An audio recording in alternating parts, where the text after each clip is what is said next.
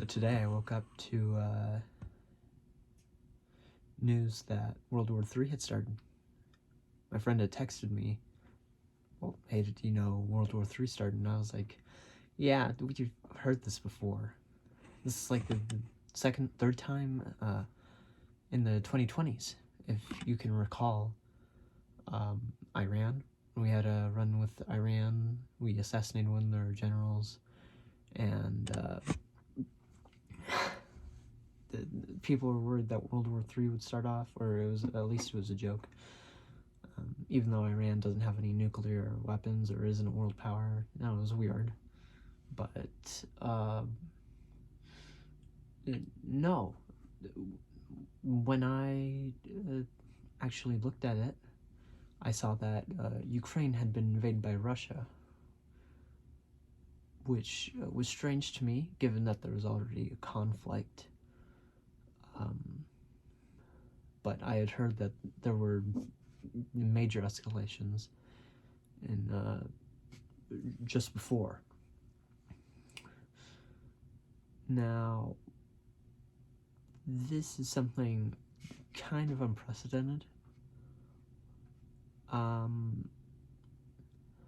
especially in the age of social media, you can already see, right, there's a lady who's like a newswoman who's like, Putin, if I was your mommy, then you wouldn't have invaded Russia. I don't know, liberals. But yeah, the rise of social media, and this inevitably large of a conflict arising in Europe, any part of Europe hasn't been seen since like the Yugoslav War, and you know, that went well. I don't know, it's just strange. I don't think that all the Russians are evil because of this. And of course, Ukrainian people didn't ask for this at all. But well,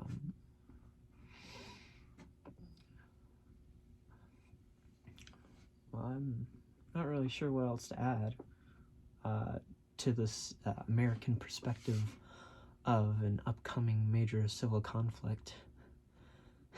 Right? I mean, that's what you're going to see a lot. That's what you're already seeing. Hey, what does the American liberal think of this foreign war? Right? What do they think? That's what matters. But you know, I guess in some ways it does.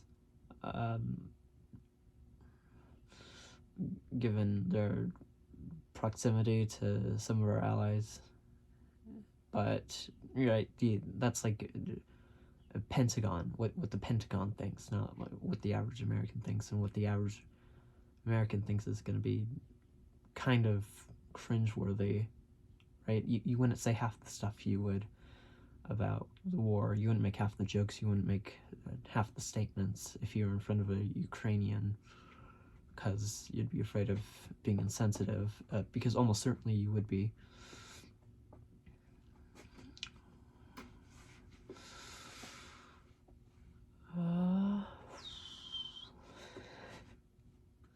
Sorry, this place is uncomfortable.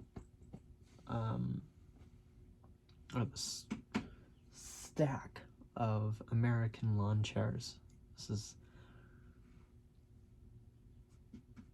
pretty ubiquitous across the world, even, not just in America. But I'm just sitting on a stack of it so that this very high camera, it's like 5 feet high, and I need something to get on to actually hit record. Yeah, I don't know. I don't have much, not hope. I do think that eventually Ukraine will prevail, but that's like years down the line. Maybe they'll be able to keep most of their or a small sliver near Poland. Russia will push and push, and then they'll be able to do trench warfare until they're able to eventually demoralize the Russians, because that's what it's gonna come to, and they'll be able to get out, to get their country back. Worst case scenario, they get completely removed, and they'll have to do a government outside of a government in exile, like France did in World War II. And I'm hopeful that in that scenario, we'd be able to, not we, but Ukraine would be able to get back. But I don't know if there's going to be that strong of a push. Oh, who knows? That's, we don't know what's going to come to in the end.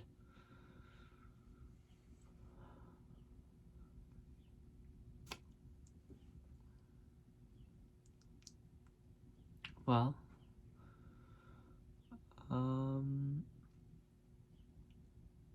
I guess I should try to find something to end this video on.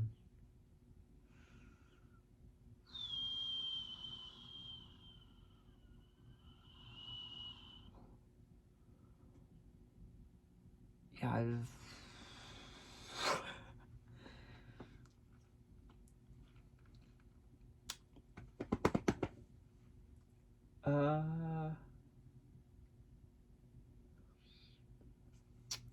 this is bad. This is unprecedented, and I hope no civilians get hurt. Good luck. Good morning. Much lower camera today. Probably only 2.5 feet off the ground this time. Today is September 10th, 2023. Just above a year and a half after the February invasion of Ukraine.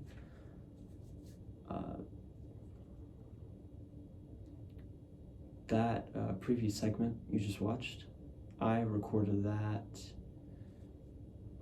May-ish.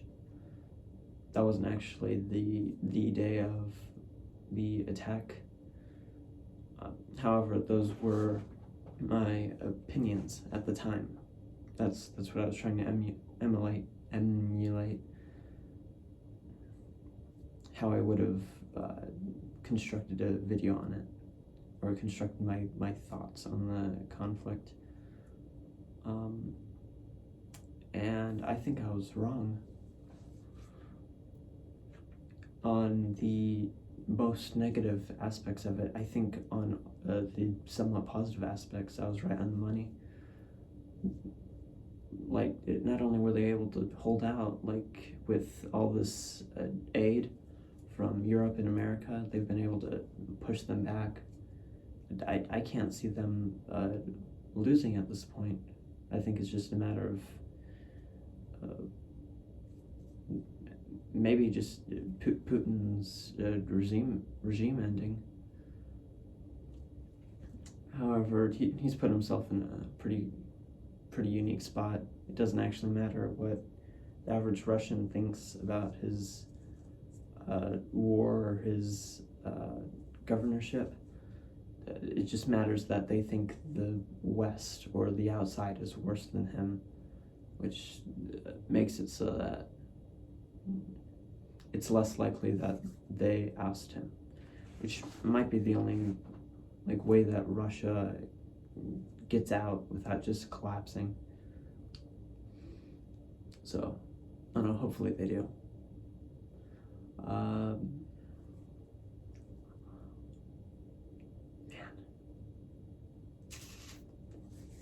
A lot of stuff has happened.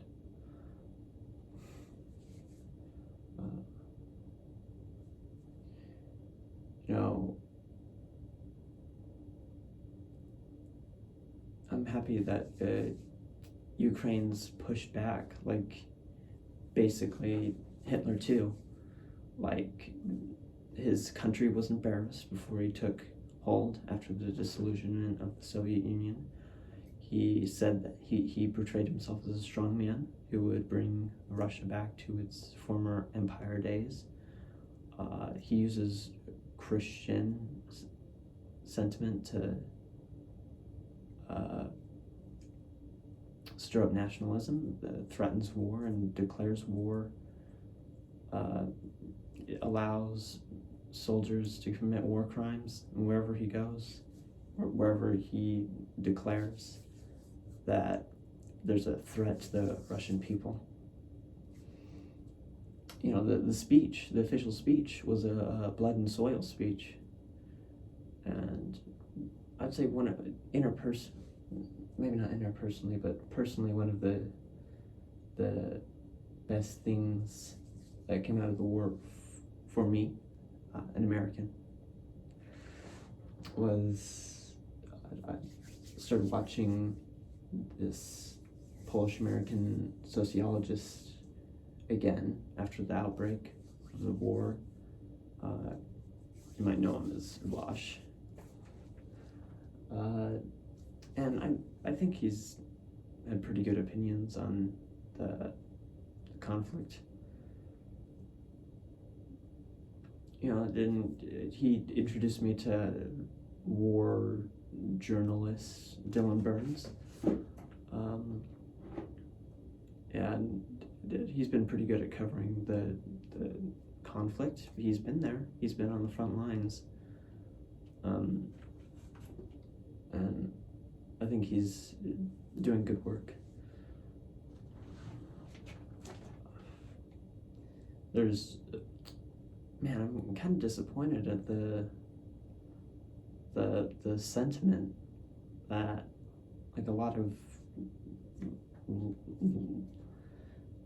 anti-imperialists have stated, like,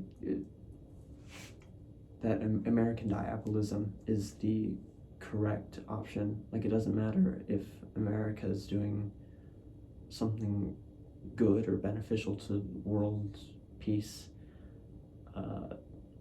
because they often do bad things because it's in their interest, that they must be permanently incapable of doing good, even incidentally. And it's kind of mixed in with, like, a kind of not so nuanced view of multipolarity. Like, oh yeah, Russia and China being on top two would somehow bring about world peace because there'd be more competition.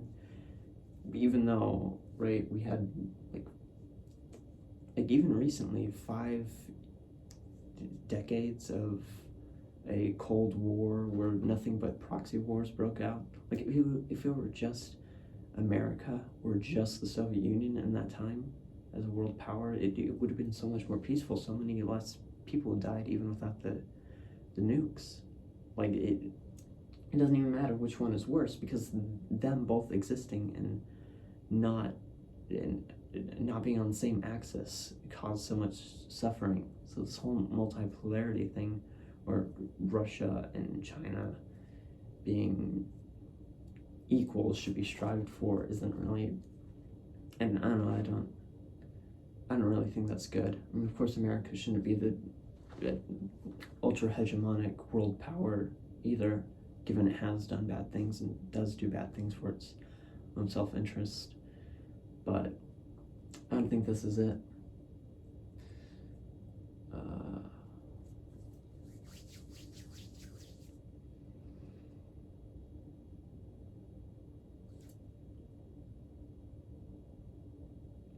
Hold on. I'm thinking.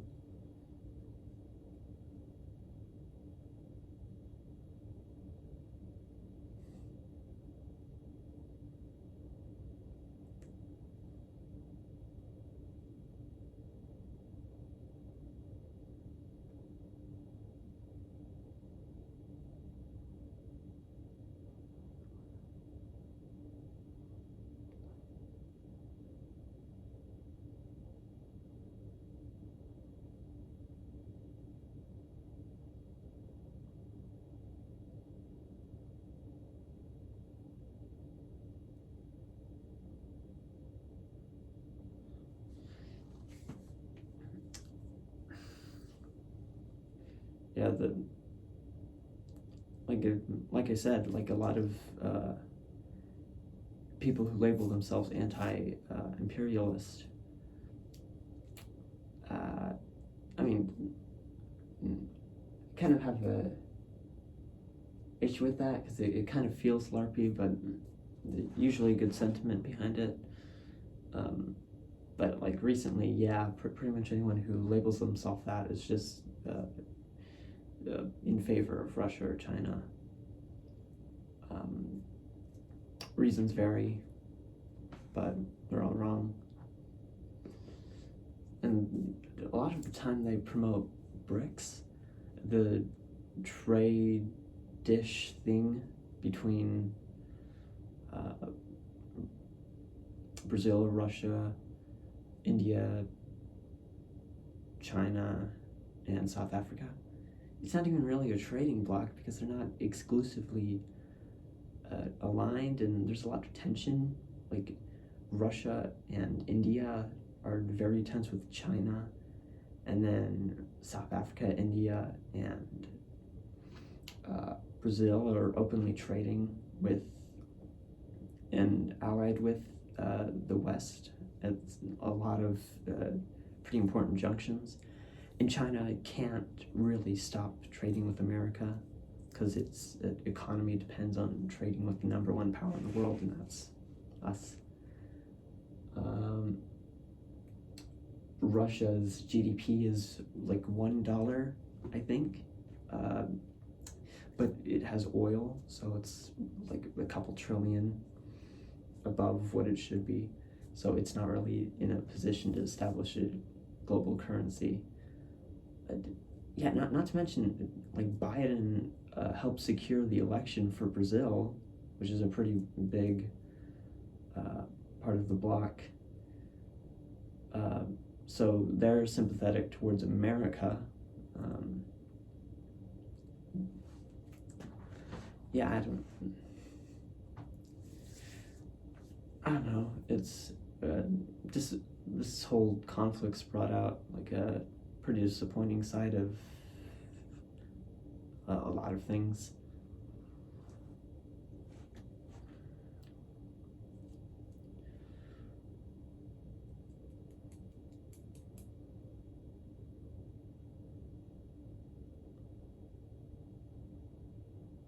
But you know,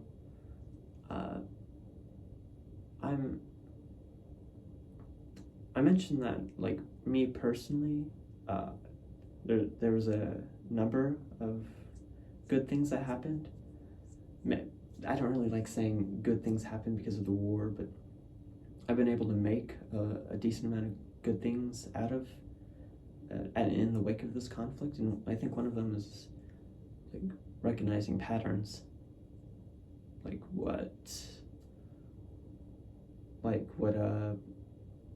people mean when they say things, what that they don't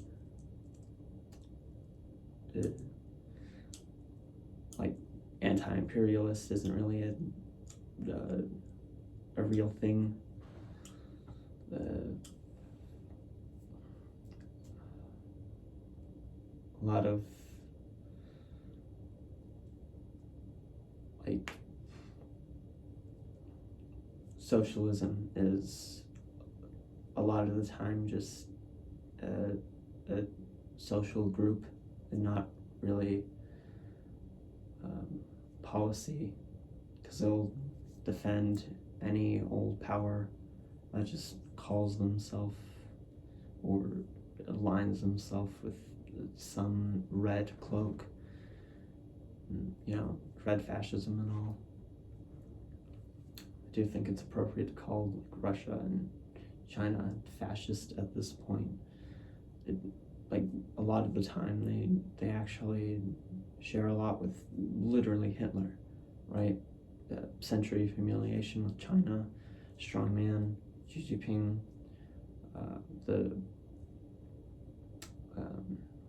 what was it? The thing where the shock therapy with Russia, you know, in the 90s after the disillusionment of the USSR. then Putin's a strong man.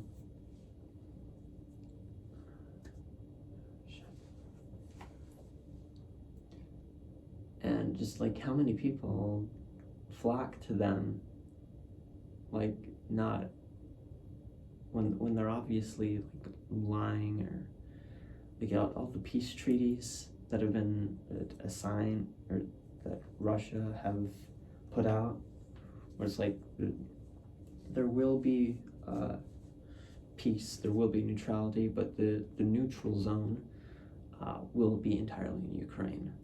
Like there's no part of Ukraine, part of Russia, or all in Russia, which I think would be helpful.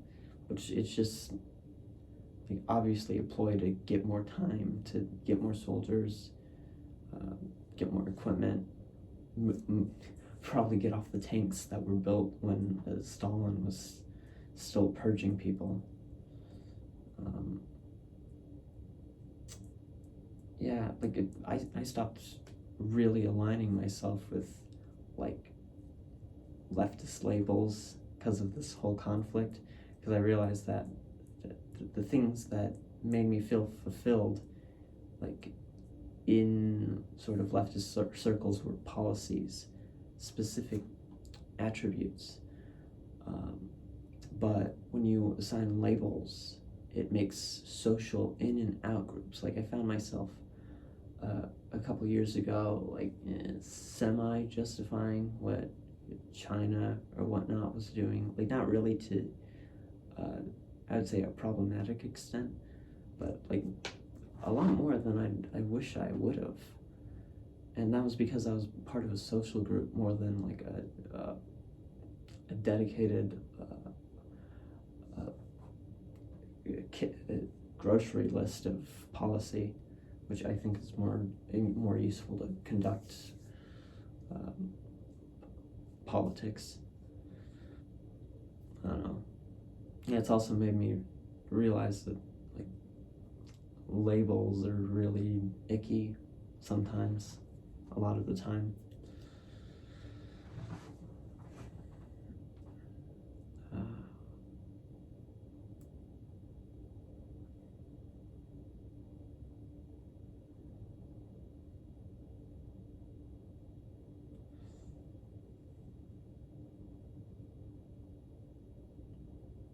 It's also made me, I guess, fairly patriotic, right? I mean, I'm sure, like, defending or, like, going against an attempt to establish an, like, to the core anti-democratic multipolarity system would do that to you when you're defending essentially the only democratic hegemon. But you know, I try to avoid the negative aspects, like just blind nationalism, because that's what I'm fighting, or that's what I'm like disgusted with on a lot of the Russian and Ukraine stuff. The just like political nationalism, and so I try to avoid that. But right, I found myself like being excited about when America does important things, when being less cynical when like Biden actually does something that'll improve some people's lives, when Congress passes 3 laws this year instead of 2, I get a little couple specks of serotonin. I don't think that's right. I don't think that's the right chemical. But I think out of this conflict,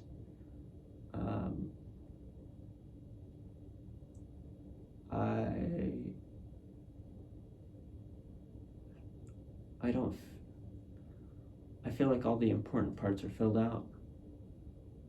I feel like a person, like obviously I'll grow, you know,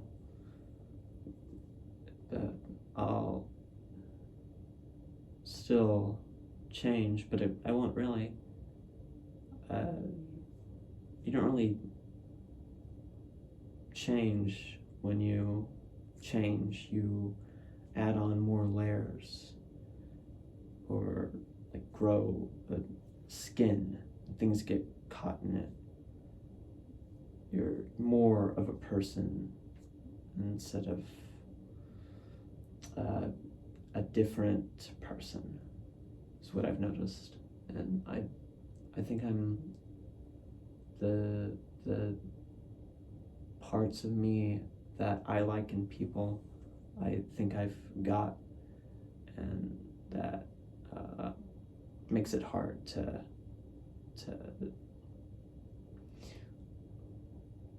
be sad all the time about the state of the world, because I don't know, I see things that I think are positive. I feel like things will get better, and I'm comfortable in my own skin, so I feel better.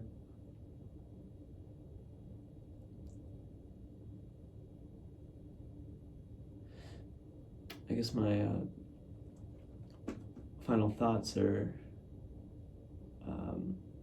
glad Ukraine is on track to win. I hope that we nationalize Starlink, because that's kind of scary that one person can just call off, one person not in the military can just call off military strikes. And I hope to see you in OK Buddy Vosh. Toodles. See you in a couple months.